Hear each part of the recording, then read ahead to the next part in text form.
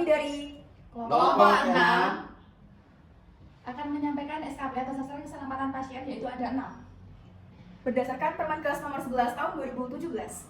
Sebelumnya, izinkan kami memperkenalkan diri sendiri. Saya Alifia Desi Rahmawati dengan NIM 0112310003. Saya Eva Setiatun dengan NIM 0112310004. Saya Siti Fatima dengan NIM 0112310002. Saya dengan Rahma Miranti dengan NIM 0112310073. Dan saya Flaviano Alfonso da Costa NIM 0112310034. Menurut Permenkes nomor 11 tahun 2017 membahas tentang sasaran keselamatan pasien atau yang disingkat dengan SKP. SKP yang pertama yaitu membahas tentang mengidentifikasi pasien dengan benar. Yang dimaksud di sini adalah kesalahan keliru pasien dapat terjadi dalam pasien mengalami kondisi terbius, pasien mengalami disorientasi, atau pasien mengalami disabilitas sensori. Tujuan dari dilakukannya mengidentifikasi pasien dengan benar yaitu untuk dengan cara yang dapat dipercaya atau reliable dalam mengidentifikasi pasien dengan benar apa yang dimaksudkan. Lalu yang kedua untuk dengan mencocokkan pelayanan dan pengobatan terhadap pasien tersebut. Perlu diperhatikan bahwa mengidentifikasi pasien dengan benar itu tidak bisa menggunakan nomor kamar atau lokasi pasien. Nah, di sini pasien dapat diberikan gelang identitas. Tujuan memberikan gelang identitas pada pasien yaitu untuk membantu proses mengidentifikasi pasien dengan benar. Nah, di sini saya sudah membawa keempat gelang identitas pasien. Gelang yang berwarna merah diperuntukkan untuk pasien yang mengalami alergi tinggi obat. Lalu gelang yang berwarna ungu diperuntukkan untuk pasien yang mengalami DNR. Lalu gelang yang berwarna pink diperuntukkan untuk pasien perempuan.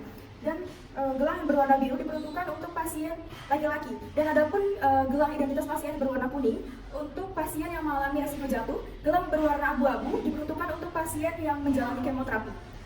Dan gelang yang berwarna putih diperuntukkan untuk pasien dalam kondisi berkelamin ganda.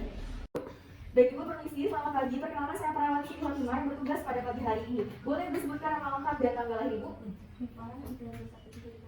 Dan Ibu Eva, saya izin untuk mengecek terlebih dahulu gelang identitas Ibu ya. Benar ya dengan Ibu Eva Setiatun, tempat tanggal lahir 13 April. Baik Ibu, terima kasih. SKP yang kedua yaitu komunikasi yang efektif. Komunikasi merupakan alat yang efektif untuk memengaruhi tingkah laku manusia. Peran kita sebagai tenaga medis menjadikan peran komunikasi itu sangat penting. Meningkatkan komunikasi perlu dilakukan oleh petugas dan tenaga kesehatan. Mengapa sih penting untuk meningkatkan? Karena misal ada seorang petugas atau tenaga kesehatan yang sedang bertugas itu akan membuat mereka lebih mudah menyampaikan informasi kepada pasien. Jadi pesan yang tersampaikan mudah dipahami oleh pasien, tepat sasaran, jelas, dan akurat. Komunikasi efektif bisa dilakukan secara lisan, elektronik, maupun tertulis. Dalam komunikasi, terdapat metode SBAR. S yaitu situation. Situation menggambarkan kondisi umum seorang pasien. Jadi kondisi umum seorang pasien itu seperti apa? B yaitu background. Background menyampaikan diagnosa kepada pasien. Misal pasien terkena diare atau diagnosa lainnya. A yaitu assessment, yaitu hasil analisis perawat untuk pasien. Yang terakhir ada L yaitu recommendation. Jadi pada recommendation kita sebagai perawat bisa merekomendasikan kepada pasien perawat jalan atau tindakan apa yang akan dilakukan setelah itu. Atau kita bisa menanyakan kepada dokter kira-kira pengobatan atau tindakan apa yang akan dilakukan oleh pasien pada berikutnya. Untuk SKP yang ketiga yaitu meningkatkan keamanan obat-obat dalam surat padai atau obat high alert. Untuk obat-obat dalam surat padai ini ada elektrolikokat, ada obat norum, lasa, ada psikotoksik, narkotika. Untuk meningkatkan keamanan ini bertujuan untuk melindungi konsumen dari produk-produk yang telah dikonsumsi supaya konsumen tetap aman dan tidak terjadi risiko kesehatan yang lain. Untuk obat high alert dan elektrolit pekat ditandai dengan stiker high alert pada setiap sediaan atau setiap box. Sedangkan untuk produk lasa ditandai dengan stiker berwarna kuning bertuliskan lasa berwarna merah. Untuk SKP atas sasaran keselamatan pasien yang ketiga yaitu meningkatkan keamanan obat-obat yang harus diwaspadai, yaitu dengan menerapkan prinsip 6 benar pada saat pemberian obat, yaitu benar pasien, benar obat, benar dosis, benar rute, benar waktu, dan benar dokumentasi. Assalamualaikum, selamat pagi Ibu. Waalaikumsalam, selamat pagi. Sebelumnya dengan Ibu siapa bisa menyebutkan nama dan tempat tanggal lahir serta alamat? Dengan Ibu Siti, tempat tanggal lahir 13 Oktober, Banjarnegara. Baik, dengan Ibu Siti ya Bu. Sebelumnya perkenalkan saya perawat Eva, perawat yang berjaga pada pagi hari ini. Nah Ibu, pada pagi hari ini saya akan melakukan pemberian cairan infus kepada Ibu. Sebelumnya saya akan memastikan terlebih dahulu menggunakan prinsip 6 benar ya Bu. Untuk obatnya yaitu cairan NaCl.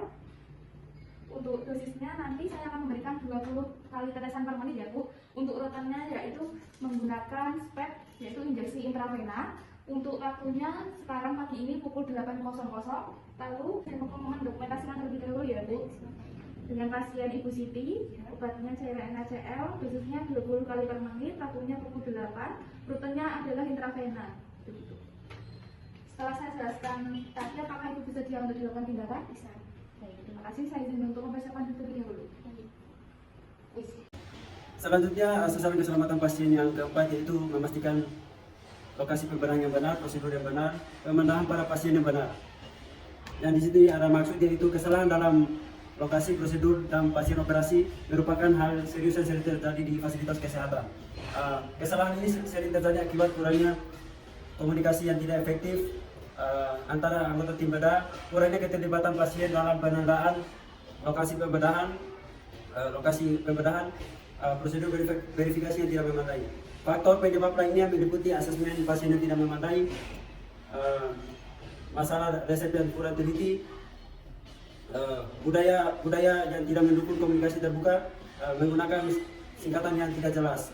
Tujuan dari sasaran keselamatan ini untuk mencegah kesalahan dalam operasi atau lokasi yang salah, prosedur yang salah, dan pasien yang salah. Dan kesalahan ini juga terjadi akibat komunikasi yang kurang efektif antara pasien, keterlibatan pasien yang minim, dan prosedur yang tidak memadai. Selanjutnya SKP yang keempat yaitu penandaan pada pasien. Untuk mencegah terjadinya kesalahan dalam penandaan. Selamat pagi Ibu. Pagi. Perkenalkan, saya perawat Flaviano. Di sini saya akan melakukan penandaan pada tangan Ibu untuk melakukan tindakan yang selanjutnya. Apakah Ibu bersedia?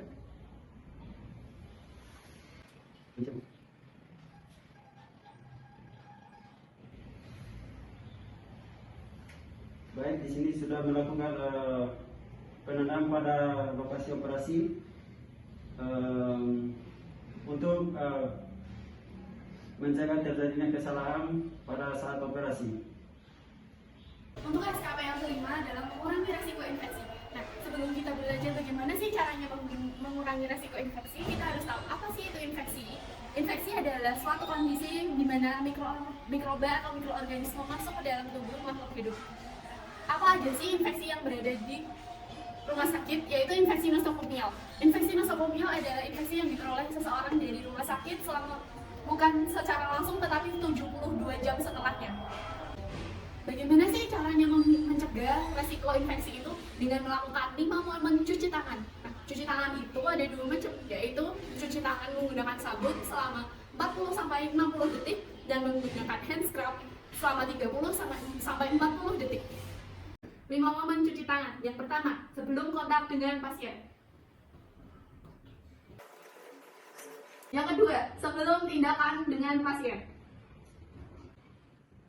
Permisi Ibu, saya pasang dulu kateternya. Iya, suster. Karena saya memasang kateter, berarti kan saya terkontaminasi cairan dari tubuh pasien. Yang ketiga adalah setelah terkontaminasi dengan tubuh pasien.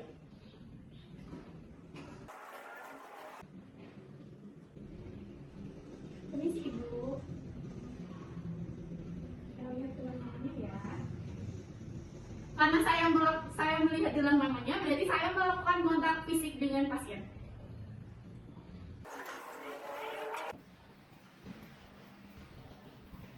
Yang kelima, setelah kontak lingkungan dengan pasien.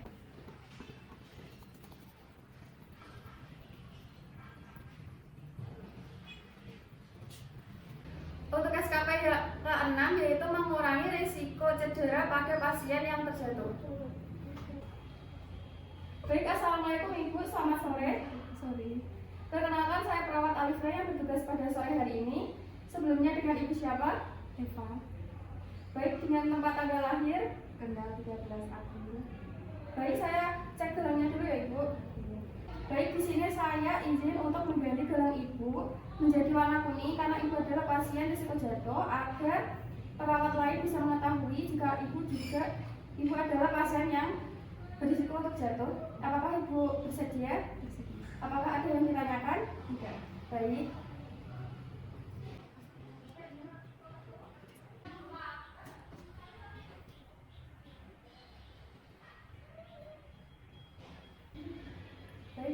sudah selesai. Bagaimana perasaan Ibu? Baik, saya izin untuk kembali ke ruangan. Jika ada yang ditanyakan atau yang diperlukan, Ibu bisa memencet tombol yang ada di belakang kasur Ibu. Terima kasih. Selamat sore.